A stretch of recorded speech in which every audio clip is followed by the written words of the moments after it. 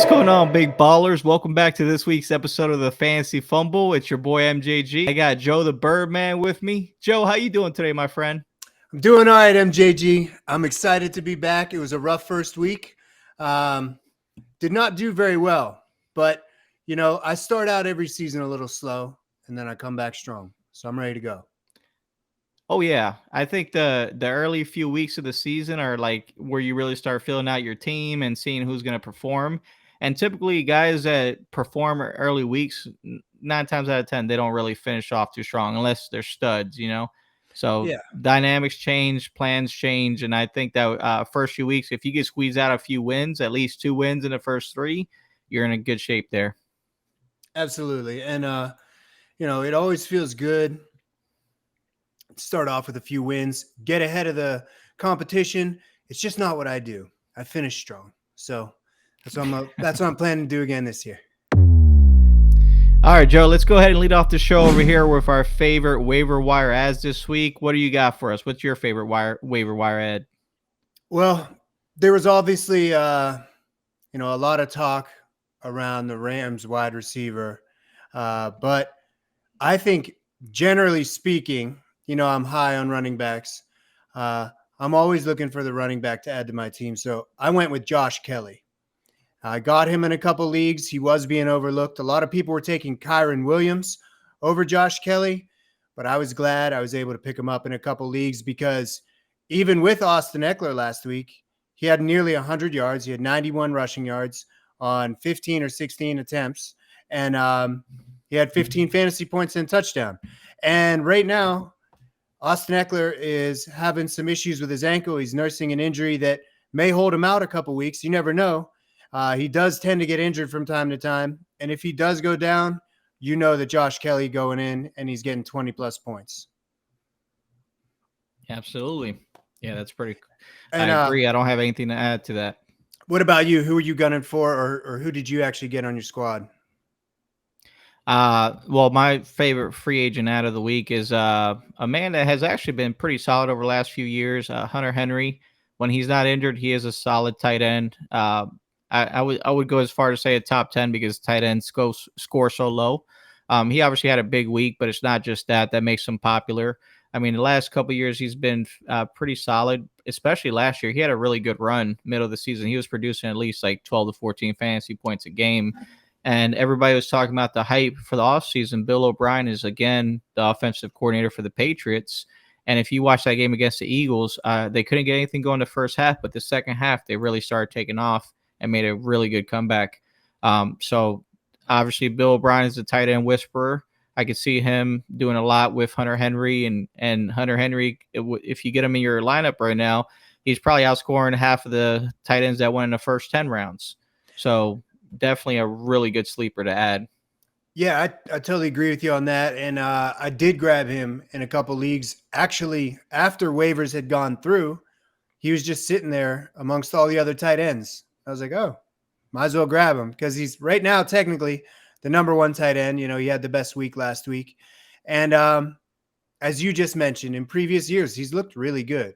So they say they're going to involve him more in the offense. They did last week, and I hope they do it again. I'm not sure if I'm going to start him this week, but I probably will in a couple leagues. I have no choice but to start him. It's either him or Dalton Kincaid. And after that debacle last year or this past week with Josh Allen, I'm not really, too high on any receivers this week for the Bills. And now, big ballers, we're going to bring you into our hot matchups of the week. Manny, who's your first hot matchup that you'd like to talk about? Well, I'm going to talk about a team that needs no introduction. My hometown team, the Philadelphia Eagles. I know you guys are saying this guy is biased, but I haven't made one single player profile on the Eagles yet to show you my unbiased. All right, but the Eagles are playing the Vikings here. I think this is going to be the highest score matchup of the week. The Eagles have 3 notable injuries. Middle linebacker Nakobe Dean is out. They have second cornerback James Bradbury is out, and our starting safety Reed Blankenship is out. These are all temporary injuries, 1 or 2 game injuries. But now you just talked about 2 of the starters in the secondary, and the second half of that game, the Patriots started to cook our ass, and we allowed, I think, 3 touchdowns in the second half of passing touchdowns. So I could see that as a shootout. I mean, Justin Jefferson's revenge game against the Eagles, right? We shut him down last year. He had less than, like, I think 50 yards receiving, no touchdowns, and we got 2 interceptions off plays going to him. So it was a really ugly game for him. He talked about it being, bad blood because he wants to redeem himself. But they do have some weapons with him, Jordan Addison, and even Madison got in some of that love last week. So I think that they're going to go out. The Eagles are sputtering on offense last week too. So they need to go out and prove that they're still one of the most elite offenses in the league. So you're going to see a lot of aerial attacks because, everybody knows the Vikings defense is buns. Like, they're going to get cooked. So it's going to be who scores the most touchdowns and who makes that one big play at the end that's going to stop the other team. So I think that's what it'll boil down to. What do you think? Well, I hope you're right because I got Justin Jefferson, and I'm very high on Jalen Hurts. I've got him in a few leagues, and I just enjoy watching high-scoring games. That's what fantasy football is all about. Defense is fun, yes, but I hope it's a high-octane offense on both sides of the field, and we get to see some fireworks. And I can't disagree with anything you said. I didn't realize that the Eagles held Justin Jefferson to 50-something yards last year, but I doubt we're going to see that again. As rock solid as the Eagles defense is, you just mentioned all those injuries. Probably going to see Justin Jefferson in his typical form. Now, let me tell you about my first matchup. Again, I'm mentioning the 49ers. Now, I did mention the 49ers and the Steelers last week. And as a Steelers fan, that game just broke my heart. I didn't expect to win. I was being realistic going into the game, but it was brutal. And if we see that same offense on the 49ers side of the field against the worst defense, or at least one of the worst defenses in the Rams, then it's going to be real high scoring. And then the Rams are going to have to play catch up. And if the Rams are playing catch up, they've got a handful of weapons. They're without Cooper Kupp, but we saw, the rookie. I'm sorry, I'm spacing on his name. Puka. What's his last name? Puka Nuka. It's like Puka. Yeah, Puka, I know he's Samoan. Puka Nuka. Yeah, let's call him Puka. Puka. We've got Puka and we've got Tutu. So we've got Puka and Tutu. They both had 119 yards, both of them. And those guys are probably going to go off again. And, there's a chance that Higbee goes off. And we saw Kyron Williams looking mean. So if they're playing catch up, which I guarantee you they're going to be against the 49ers, that's probably going to be a high scoring game. It's probably, the Niners might score some points on defense as well. But I'm expecting to see a lot of offense from the 49ers in the first half and a lot of catch-up offense from the Rams in the second half. My second hot matchup, so I do have the Bills versus the Raiders. Reason being, so we saw what the Jets, offense did to the Bills. Bills defense was notably really great, and they started off strong in the first half, but second half, they just couldn't really get anything going. They couldn't stop the run, so I think at the end of the day, Raiders are really good on the run, right? So they're going to run Josh Jacobs. Devontae Adams is going to get all his looks. Bills secondary wasn't looking too strong second half either. So I think that it's going to be a shootout as well. Maybe not as high scoring as the the other two games we mentioned or the game I mentioned. I think that'll be one of the highest scoring, the Eagles and the Vikings. But I think that as far as the Raiders, there's a lot of weapons there, and their defense is also, they played okay, but they're still not a good defense. And the Bills, if they don't get anything rolling this week, they're really going to have a long season, and they might end up having to trade Diggs before the deadline. Because if you watch that game, the end of the game, he was being comforted by Sean McDermott on the sideline because he's so upset.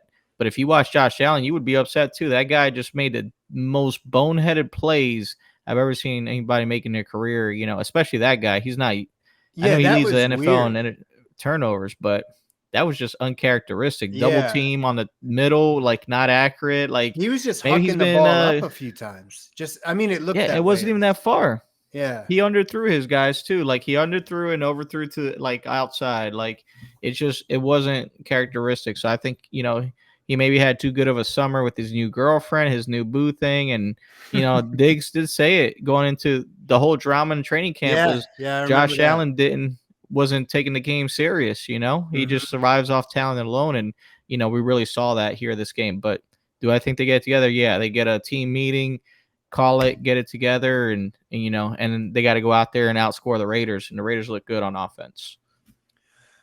What I about you? think, What's your matchup?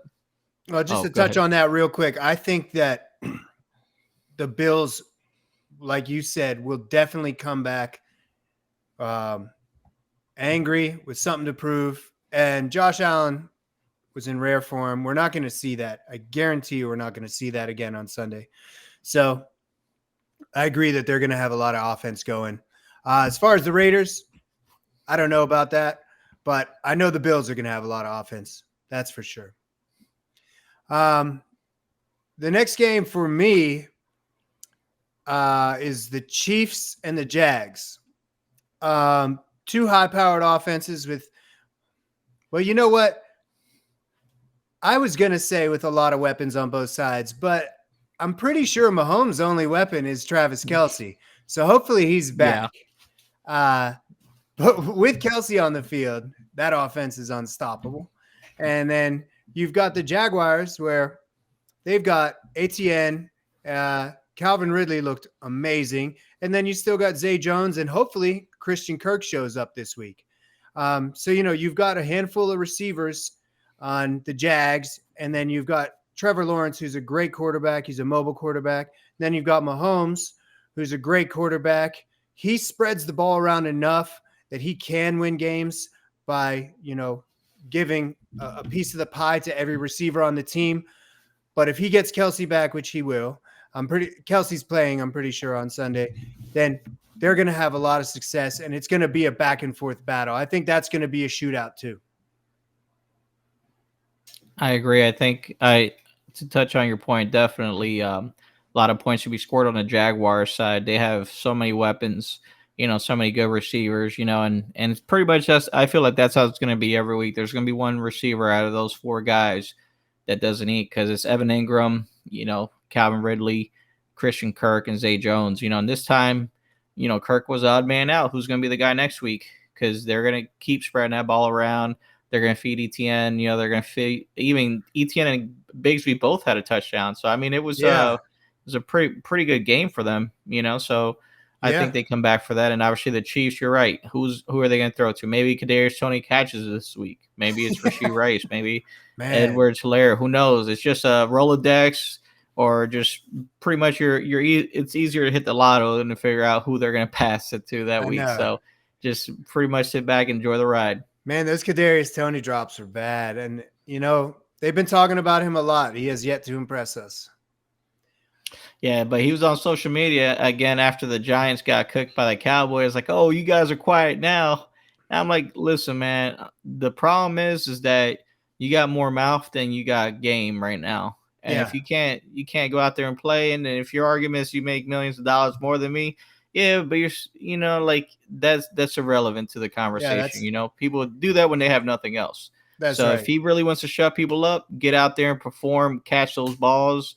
He should have been out there at that jugs machine right after the game, catching 200 balls straight before he could go home. That's what a real great player would do. But I don't think he has that work ethic. That's what they said in New Yeah. York. I don't see it. Yeah, it has yet to be seen. If he does have that work ethic, then it's not showing on the field. That's for sure.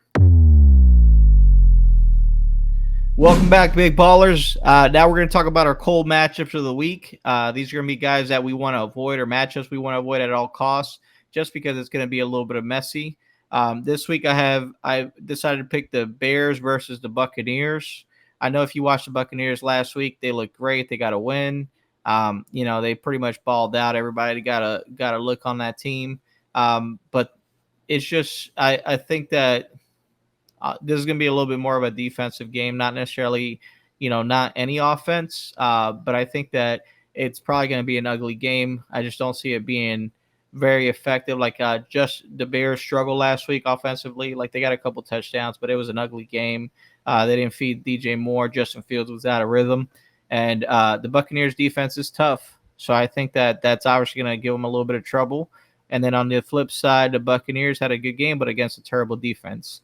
So they're going up against the Bears. They're middle of the pack, not really the greatest, not the worst. They do have a strong secondary with big DBs and safeties, so they might be able to get something there, and of course, generate something through the pass rush. What do you think about that, Birdman? Well, I'm glad you mentioned that because I thought about talking about that game too. Um, I do have Justin Fields in a lot of leagues, and I am very high on him this year. But overall, that game seems like it's going to be a grind. The Buccaneers have always been tough on defense. Even if their offense is lacking, they've always been tough on defense.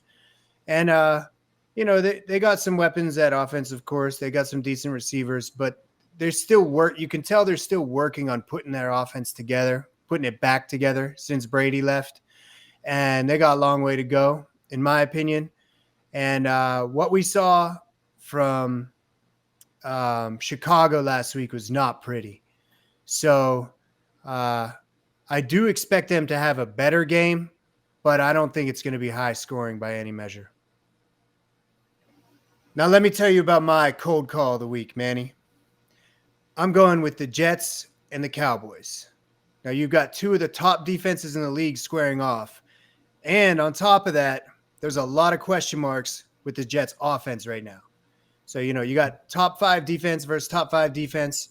And then Aaron Rodgers out for the season. I actually had someone ask me today, should I start Tyler Algier or Garrett Wilson?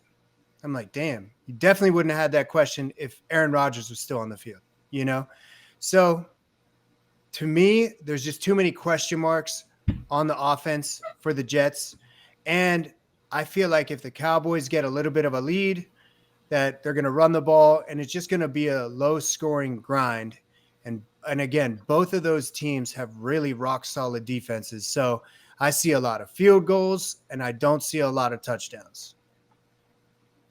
Yeah, and something to add to that for sure. I do agree. It's going to be a defensive powerhouse showdown, and obviously with the Jets leading the league in turnovers right now, they have 4 this past week. They're going to turn over Dak Prescott because we didn't get to see the typical Dak last week against the Giants. Giants defense blitzes a lot, but they're not really good, right? They got a bunch of question marks there. So, but now we're talking about the Jets, who are obviously proven to just dismantle Josh Allen. This past week, which we discussed earlier. Yeah. I think they're going to keep it going. They're going to keep, but obviously they're going to struggle on offense, like you said. And then Dallas, same thing, is going to play good defense. And then offensively, they might get a few good plays here. But I think overall, you're going to see some pretty good, a few more turnovers from Dak Prescott. I don't think he's going to really carry them to victory. If they want to win, they got to run it through Tony Pollard. And that's my opinion on that. When Dak came back from that injury, he was never quite the same when he came back from the ankle injury. And, he's had flashes of greatness here and there. But he's not the same player that he was a couple years ago.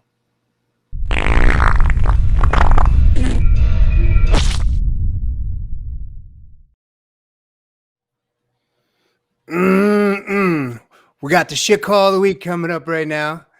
It's something that we called last week, and it did not work out very well. Manny, who was your shit call of the week? Well, I'll just start off and say my shit call of the week was thinking that last week's Thursday night game was going to be the high scoring game of the week. It wasn't. It was obviously the Chargers and Dolphins. You guys saw that. That was an amazing game.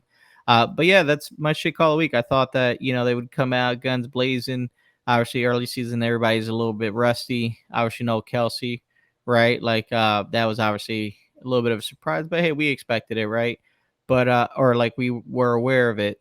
Or I don't know if the news came out the next day that he was out. I don't recall exactly, but I'll take ownership. That was a bad call, and they definitely didn't come out blazing. I know you guys said, well, you picked another Thursday night game this week. I know I did, but this one's gonna deliver because it's my Birds, and we don't slack ass on Thursday nights. Trust me. What about you, Joe? What's your shit call? You got more weapons than just Dallas Goedert, who I'm not very high on. I never have been, but I'm not gonna hurt your feelings about him. I just think he's very overrated and has been for a couple years now.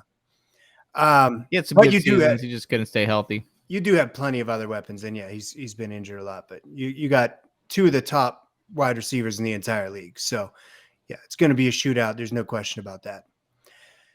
And I have the call to play Justin Herbert over Tua because I felt like Herbert was going to put up a good amount of points and was the safer play. Generally speaking, he might be the safer play, but I was wrong. He was outscored by like 12 or 15 points by Tua. And of course, we can't predict that, but I did advise one of our listeners to play Herbert over Tua, and that was my shit call. And of course, we all know Tua does have the bigger ceiling, and I mentioned that too. Yeah, Tua's got a bigger ceiling, but there's a lot more risk involved. And I have to tell everyone that something I've got to get away from is putting so much stock into past injuries that are not related to the body itself, but just concussions, because, you know, there's been plenty of players that have had concussions and have come back that season and just, you know, been an absolute force. When it's something like a knee injury, that's a different story, of course. But those two hits that Tua took made me question him all last year. And then week after week, Tua was putting up big numbers. And I was skeptical about playing him again. I thought, you know what? I'm still not really sure about Tua. And he just shoved it down my throat. So, you know what? I'm going to stop talking shit on Tua. He's an amazing quarterback. If you got him, play him. Nice. I don't have anything to add to that. I mean, at the end of the day, you're right. It is a more stable floor. But Herbert highest ceiling with Tua, and when he shows out, man, he really goes big. 400 plus passing yards, and I think 3 or 4 touchdowns. He really went off. It's a pretty good game. It's hard to predict who he's going to throw the ball to, but he does have 2 amazing weapons, just like your Eagles. You know, 2 of the best receivers in the league. So if Tua's on, that team's going to put up points, and he was on.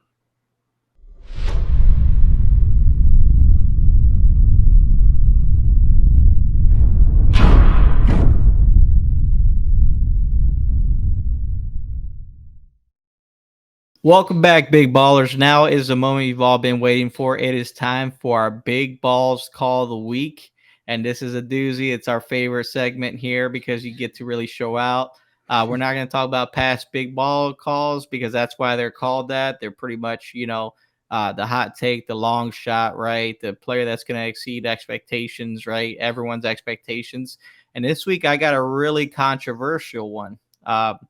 So the one that I picked for my big balls call this week is Mr. Jordan Addison is going to outperform Justin Jefferson this week against the Eagles.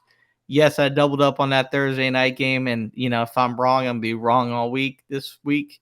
But I think that he's gonna. So Eagles obviously are gonna have to put their best cornerback on Justin Jefferson, and although our best safety's out, you're gonna see a rookie Sidney Brown play a little bit more. So I think that's going to let us showcase his talent. And I still think Justin Jefferson is going to get his, but I think Jordan Addison is going to have that, you know, that incredible day like we saw Zay Flowers have last week, just untouchable, you know, unguardable. Eagles second cornerbacks are not going to be good enough to keep up with him. And from all the tape I've seen and how he was playing last week, I mean, Jordan Addison looked great. Great, yeah. Like absolutely. I think that's going to end up working to his favor, and he's going to end up having a better night, and score more fantasy points than Justin Jefferson.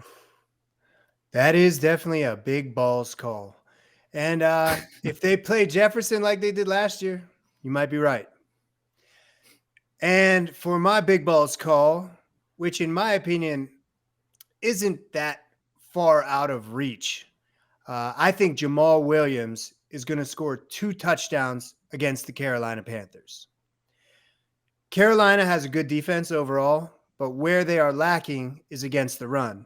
So we've all seen Jamal Williams have 2 touchdown games. He had 5 2-touchdown games last year, and he had 1 game where he scored 3 touchdowns against the Giants. The only caveat to this is that he was shut out. Well, not shut out, but shut down by Carolina last year. He only had 7 carries for 11 yards. So I think he's going to have a bounce back game and score 2 touchdowns this season on his new team in New Orleans. Well, the game's in Carolina, but on his new team, the New Orleans Saints. Yeah, that's a big balls call. That could be a good one, especially after he's been shut out. I wasn't aware of that stat. So definitely could be a revenge game for Mr. Jamal Williams, aka the Hokage. All right, ladies and gentlemen, that was thank you so much for joining us here again. We really appreciate your support.